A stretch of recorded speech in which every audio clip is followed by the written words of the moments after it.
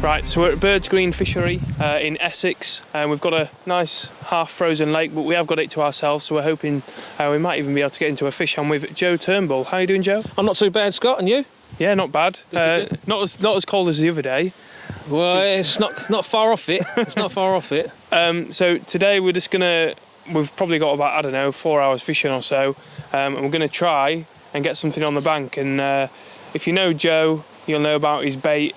That he's very enthusiastic about his bait, and he's going to just guide us through what he's going to use today, and hopefully it pays dividends and catches a fish. So what are you going through today? That's what we hope for. What's your little tactic for today? Well, today I'm using a super high leak-off bait, leakage hook bait, which is what I really like in the winter because they just leak off flavours and give a huge food signal this time of year. You don't want to put out loads of food. Sometimes a mouthful of food can help, you know, but most of the time I always pick things that work on particular venues. And this has really worked for me on this particular venue time and time again. Later on we'll show you it in a tank maybe, and show you exactly how much it leaks off. And you can do so many things with them as well. And they're only tiny, you know, tiny little bait, tiny little hook. What I use is really light hook links this time of year, 8-10 pound hook links. You know, if you've got your open water, you've got no snags, you can do what you want really. You can let them run for as long as you like, play them for as long as you like. You were saying that you choose a certain method based on where you're fishing. Now the lake we're fishing is only a few acres max, and there's about 150 fish maybe, something like this. Something like that. I'm not so sure. So it's got quite a heavy stock for the size. So you're saying that you don't use too much bait because obviously the fish aren't going to be far away, and it's this time of year. It's quite cold. Well, it's this time of year as well. You know, you don't really need to be overdoing it with bait. They're not looking to feed to keep their energy resources up. They should have done that already. Yeah. And really, they're still in a state of hibernation, if you like. So they're going to be quite stable. They're not looking for bags of food. What you're trying to do is nick an opportunity and try and get their attention, and then hopefully get a pick up from there. You know, that's what I'm hoping for anyway. All right, we'll let Joe set his little rigs up. We'll do a few little close-up shots for you and see how we get on. Okay, so today, I say today, most of the time this time of year, I'll use something like low diameter, like I was saying. This is 0.09, 8 pound Barkley trilene. It's their ultra thin version, which is what I really like because it's very clear, sinks like a brick, even though it's very thin. And then we'll be using the high leakage hook baits I was telling you about. And as you can see, they're so high leakage, you're actually staining my fingers, and that's what I really want. Something that's going to pour off the colours and the flavours. And we're using a Series 2 old pattern, size 10, sorry, Fox barbless hook, and I like to keep those small as well. And so it's just going to be on a little pop-up, very simple whipping knot. Keep your rig nice and tidy. Pull it tight. No tubing, no nothing. You've got enough in there, enough angle in there for that to turn and catch if you need that to, if that's what you really worry about, you know. And basically that is it. I'm going to put a tiny bit of shot on there, like a little bit of putty on there, just to sort of sink the whole lot. And we're going to have a little pop-up shot on there as well, just to sink it all again, get down on the bottom nice and tight. It's so basic. There's no mucking around. Just a bit of putty on there. I don't even need to test it. I know that's going to sink. I know that's going to hold that up just right, just where I want it. We've got a little tiny bit more on the actual hook itself.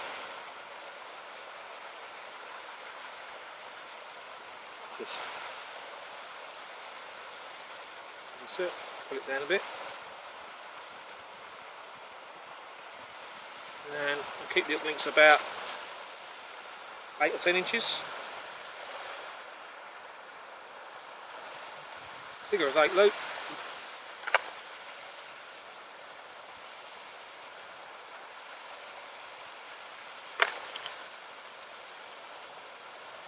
Cut off the tagging. Job done. Nice and simple. And that hopefully is going to catch us a fish. I'm not sure if you can see it from there, but I love to use these little quick links this time of year. Most of the time actually. Makes it so easy just to be able to undo your hook link. Even when you've hooked a fish, you've got it in the net.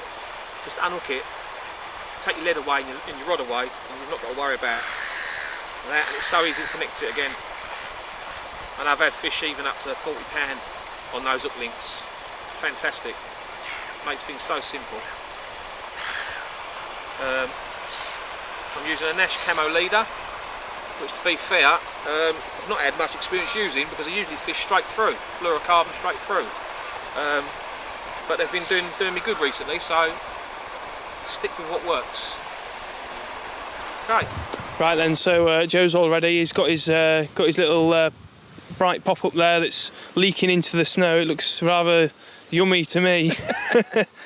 So what's your little your method for putting it out? Because I mean, we've got about an acre and a little bit of water here that we can fish to. Where are you aiming for? Bearing in mind we've got a little aerator over there. Yeah, this time of year I like to keep, believe it or not, all this water we've got, and I love to keep it in the margins. It's the shallowest part. It's the part that gets the warmest the quickest. You know, and they tend to come in. It's the part as well where most people forget about fishing. Yeah. Everyone's got a lead on and they're all cast into the horizon. You know, and unless you're seeing fish, what's the point? Yeah. You know, I know they come in this close, so we're going to give it a go. There you go. We'll see how it goes. We're probably going to cast down into this little margin. Hopefully, we'll get a fish.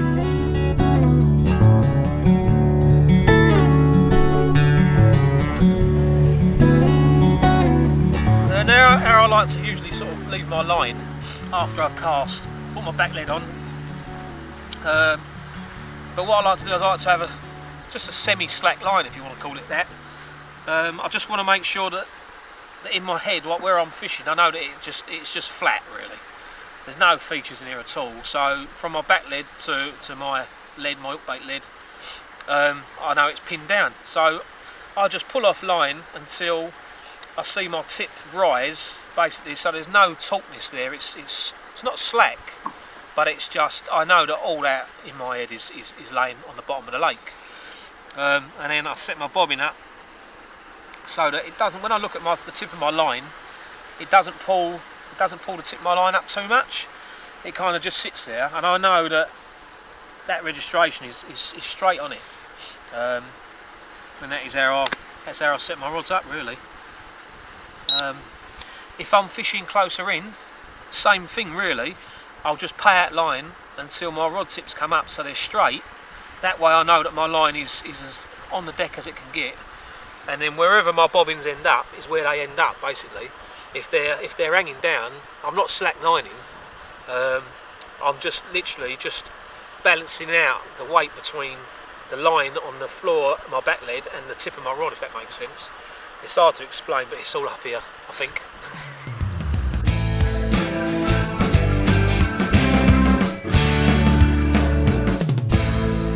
These are the higher tracked hook baits that I showed you earlier. But a neat little trick with them is to put some in a cauldre crusher, is what I like to use. Crush them down, so you've got a powder, then you've got a pop-up powder, and then use the Arma Mesh from Fox, which looks exactly like PVA, but it's not. I'll just show you briefly. Just stick that in there. So it's like PVA, but of course it doesn't melt. No, it doesn't melt. It's just like literally like a mesh. If you haven't seen it before, that's all it is. You can put anything in that. Any particles, hemp, corn, whatever you like, you can put in it. Stick mix, which is another one. But I like to just use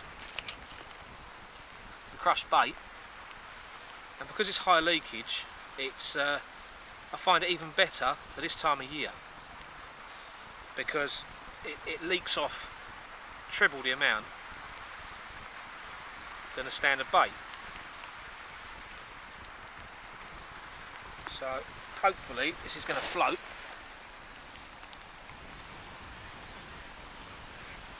And you can see the leakage instantly, how it's taken over the tank. Now obviously, you know, if that was in a bit of water flow was there, it might well carry that scent away, but at the end of the day, it's still coming from that hook bait. You know, if they follow that scent, if they do follow that scent and they're not far from it, they're gonna snaffle that, gonna pick that up straight away. If you can just see, it's actually pouring down the over the hook. And something else to point out as well is you can't see that hook link. It's almost invisible. Well, it is invisible. These are a new bait that's recently been released from a company called Southeast Baits. Very clever idea. This particular boilie is crushed hemp and crushed tiger nuts, and what they've done is, if I can get some out of the tub, is they've coated the actual boilies in crushed hemp and crushed tiger nuts. I'm not sure how well you can see that on the camera, but within that is a proper boilie, which is a tiger nut boilie. All the boilies are top quality, really well made baits, and the idea behind that is that what they'll do is you drop them in the tank, and after a while they'll start to break down and they'll release all the little attractors and a little pile of the crushed hemp and crushed tiger nuts around your hook bait, which saves you kind of using stick mixes. If you didn't want to use a stick mix, you could just use those as a nifty little kind of, you know, little edge for yourself. But yeah, Southeast Baits, they also do them in crushed halibut pellet, they do them in tiger nut on their own, or you can just get crushed hemp. In fact, they can coat any boilie with any coating you want. If you want it, you tell them and they can do it for you, which is, I thought, was a really good little idea. So yeah, have a go with the old Southeast Baits. Okay. Now all I'm doing here is basically I've got a stick mix from Mainline, which is called the Cloud, which is really nice. Again, it's a new one, relatively new. I've not put it in the magazine yet, but it will be coming out shortly. It's really light and fluffy. It creates a mad cloud, and it actually, if you use it to the instructions, which says that you don't need any liquids with it, it's ready made, you will find it's very, very light, perfect for fishing over weed, any situation where you want your hook bait and your stick mix to float above some, you know, debris, leaves, certain time of the year, whatever. But what I'm doing today is I've just added a bit of liquid. This stuff's from Quest Baits, the Gurkha Spice, and I just love to use loads of different baits. You know, you don't have to use one bait from one particular company. Use all the different baits, and everyone's getting a fair share. You know, that's the way I see it. Anyway, so I put a bit of liquid into that. I want to make it a bit heavier. I don't want it to float above for today. I want it to sink to the bottom. It's just for the tank test, which I'm just going to show you for the tank test. It's not. I'm not actually using it to fish today, actually. So I'll go back on my words. But I just want the stick mix to float to the bottom, sink to the bottom, and break up. But we're gonna have a look at that later on. Okay. Last thing I wanted to point out was the old PVA. You know, everyone uses PVA. But the one thing I've noticed, and I've done so many tests in tanks, it's just ridiculous. But the one thing I've noticed is the percentages. Is what it's all about for me. But you make a mix, you make a bag up, do the same old thing as what everyone else does.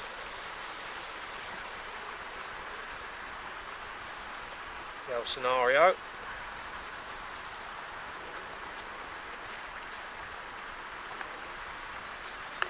Right.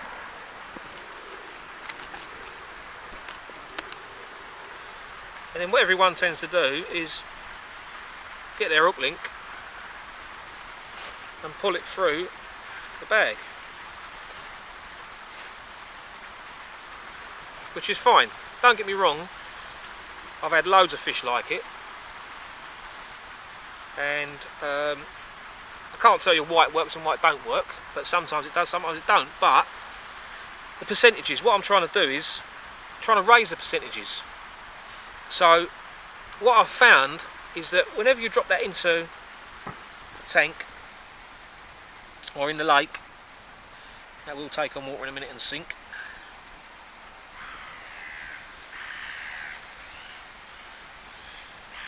And as that starts to melt, if it ever takes on water. As that starts to melt, which it doesn't want to, you'll see that the last bit of PVA that's melted is stuck around the hook, around the hair, and it happens again and again and again. And even if you left that for 7 or 8 hours, you'll find, see the bags come off, but you'll find that that blob is around the hair. The amount of times that happens, it happens all the time.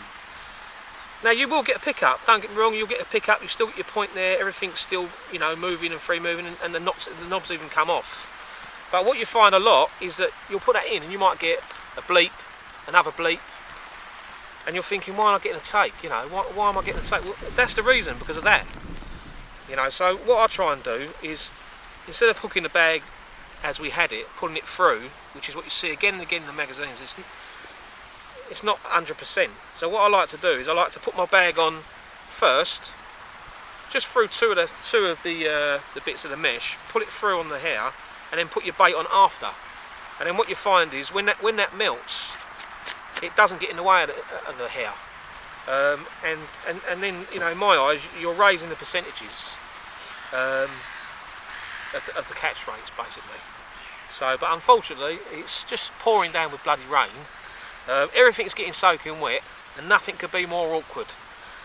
So I'd like to show you it properly, but unfortunately the gods have got it in for us today.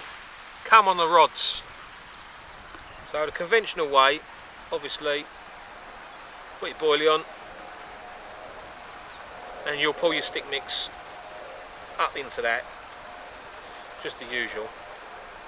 But the way I like to do it is hit your bag and just get, you know, a couple of bits of your PVA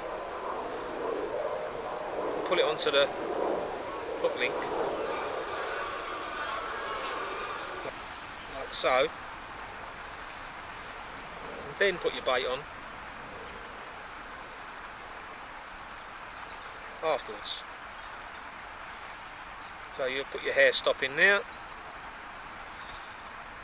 Alright, so it's almost like you've got 2 baits on. But obviously that's going to melt, you know. That's going to melt. And it's not going to be obstructing the hair in any way. It melts every time.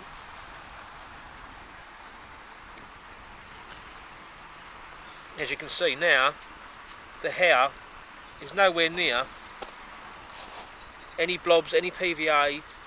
You know, the 2 that you've pulled the hair through will melt straight away. Obviously, given this water's mega cold at the moment.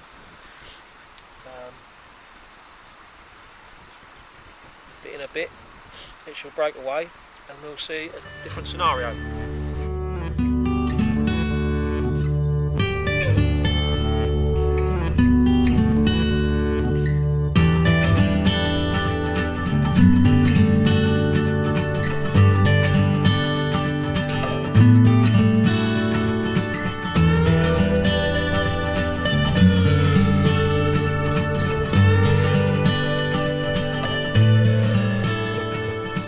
As you can see, you might be able to see the hair now is completely released away from the PVA, and it's only been sort of like a matter of a few minutes really, but it's increased your percentage rate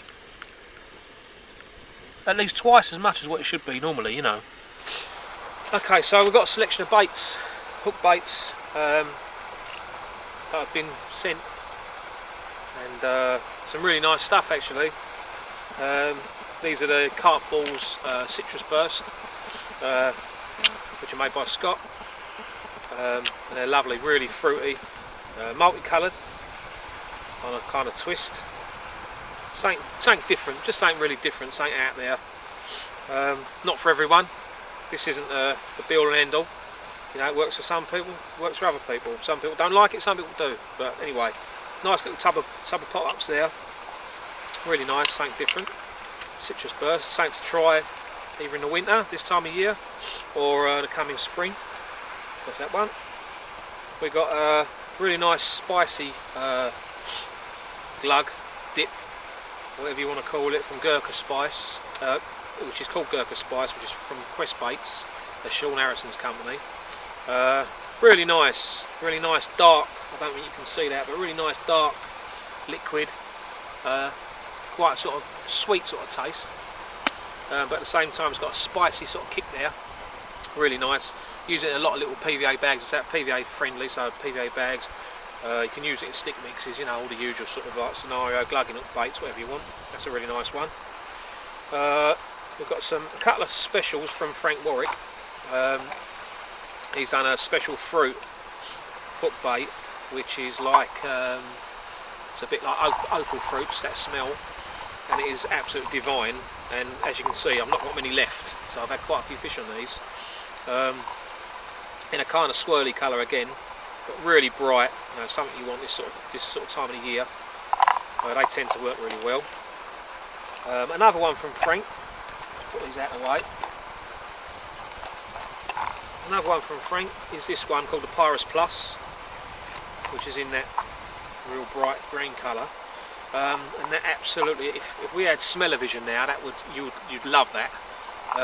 That is pear drops, basically. It's like a pear drop. Really strong smell. Lovely for this time of year. Again, bright, strong. They stay up for hours, days. You know, you have to worry about that. We've got these Northern Specials. Gaz Fairham's favourites. I believe he had a lot to do with these. A lot of influence making them. I think they made to his special recipe. Use these quite a bit, and you usually get a little sachet with these of the matching liquid, which you just cut and literally pour over, shake and leave them, and they just get better and better over time. Actually, they're really nice little pink ivies, smell beautiful, just like sweeties, lovely, really nice. You've got these little 10mm from DT Baits, which are really nice again. Green Beast and Fresh Orange, classic flavour, caught many fish over the years. They do these in a nice white colour, which seems to be quite a popular colour again this time at the moment, like through the press and stuff, and people are using a lot of white baits for some reason, but really good little pop up there. They love those. That's from DT Baits. And last but not least, we've got some fluoro range wafters from DNA Baits. Now these are a relatively new company, but they've got a really nice range of baits out. This is one of their wafters, the Milky Malts, which are really nice. Smell beautiful, and I've got them glugged in a bit of a liquid. So yeah, all in all, we've got a big selection of baits. There's so many out there at the moment. You know, choose what's right for you. Get one that you think you're confident with, and if you start catching fish on it, stick to it. You know, you don't have to chop and change. There's so many to try, and so many different flavours and ingredients. You know, just keep trying one until you find one that works. But one other thing I wanted to say quickly was with the DNA Bait, they've got a new range out, which is their shrimp, liver and krill, I believe. This is not it, but their actual hook bait, their actual main bottom baits have been made with those ingredients in it, mainly aimed at spring time of year. All those three ingredients are really high in salt. Salt, carp love salt anyway. It's in most of the fish meal baits that we use, and other additives, so you don't need to go adding loads more. But with that particular bait, the SLK, you'll find it's quite a salty bait anyway, and it will do you well this time of year, so give that a go. But yep, that's it from me. Unless we have a fish within the next 10 minutes, I think that'll be job done. Right, we're coming to the end of our session at Birds Green Fishery down in Essex. We've not really had too much success, but we've got some nice shots of some of the things you've been using. Yeah. So how's it gone? Not as good as hoped or planned, really. But what to be expected, really, this time of year. And look at the weather, like, you know, still ice in the water. Yeah. Only half the lake's thawed. But we've tried our best. At least we're out here doing it. You never know unless you come out here and do it. And that's all you can do, really, isn't it? Just try. Yeah. So keep trying. We've gone through some of Joe's favourite baits that he'd probably use at this time of year. Is that what you usually use? You know, the pop-ups we were going through. Yeah, most of the time. Well, the range that we looked at, to be fair, was some that I'd been sent to be looked at, and I've been trying them over the years and had success with all of them over the last couple of years or so. Because some of them I've had for 2 years. So they've had a good fair share, you know, and they've all caught fish. So, you know, there isn't a one debate, you know, what people look for sometimes, but there are definitely some that work better than others at particular venues. It's just up to you to find out which one does, you know, and that's what makes it interesting, you know. One that I particularly like, I can't remember the name. Pyrus Plus. Yeah, the green one. Frank Warwick ones, yeah. If you like, you'll see it on there, but the green Frank Warwick ones smell amazing. So they're definitely worth a look at. But yeah, we're gonna wrap it up here. We're gonna probably go out when this snow's all gone, maybe, and try and catch a fish for the cameras. Definitely. Yeah. It'll probably go off when you go. That's what'll happen. Because I'll stay here until I get one. All right. Cheers, Joe. Thanks a lot. All right. Cheers, mate.